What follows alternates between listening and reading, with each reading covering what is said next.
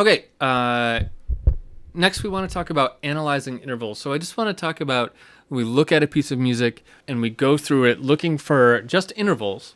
What are we looking for and how are we identifying them? There's a couple tricks to it. So I have here one of the Bach two-part inventions. These are great for analyzing intervals because it's really just two lines all the way through. This is number 8 of the two-part inventions. Now, the first thing I want to point out here is this is piano music. And you see all these numbers here.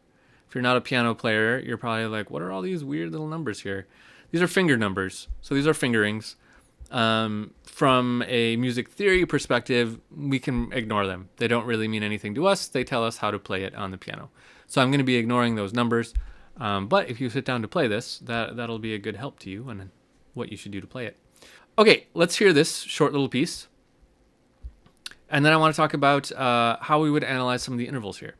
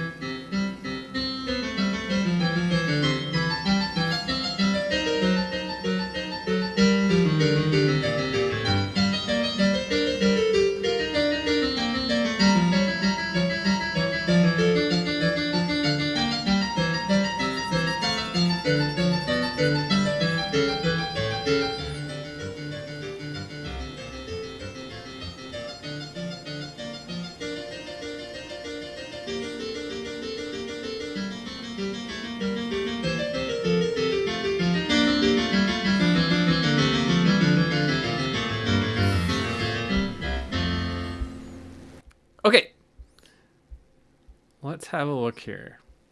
So what I want to look at here is really just the vertical intervals. That's things like right here, and actually right here. You're like, no, there's no other note that goes along with this one. Yeah, but there is. Let's zoom way in here. Okay, so let me first take a peek at our key signature here. B flat. Okay, so we're in the key of F. We have one flat, so we got to keep that in mind while I'm zoomed way in here because I can't see it.